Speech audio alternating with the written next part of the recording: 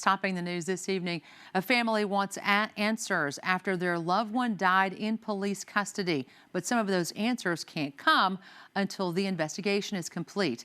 The family and police are waiting for the autopsy report, but the family is demanding action now. WVUA 23's Chelsea Barton is live in our newsroom with more. Chelsea. Well, dozens of protesters gathered today outside of Tuscaloosa Police Department demanding more information be released in the case of Kendrell Watkins. Watkins died during police custody earlier this year. Back in August, the family of Watkins initially called police after they said 31-year-old Kendrell Watkins had damaged property inside of their home. Tuscaloosa Police Chief Brent Blankley said officers had to use a taser to subdue Watkins after he ran naked into an intersection. He was taken to DCH Northport for evaluation.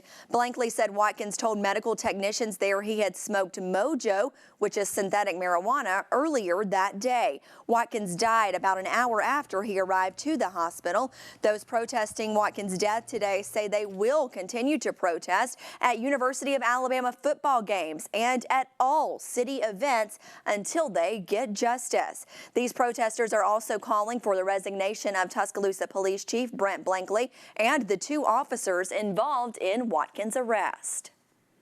Yes, it's a pending investigation, but yet it's still on the pending investigation. I couldn't see my son because of the pending investigation, but they could be back at work during the pending investigation. Why is that so? He said from his own self they was going to be suspended until the investigation over. Administration leave. They're now back at work. Why? Because they got to feed, the mayor said they got to feed their family. So do I, but I don't have a son to feed. How about that?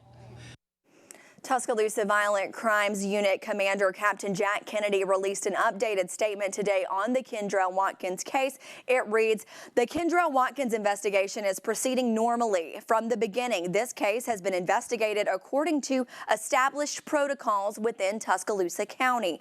This includes being investigated by personnel not employed by the Tuscaloosa Police Department. Once that report has been received, the case can be completed and will be forwarded to the District Attorney's Office for presentation to an impartial grand jury.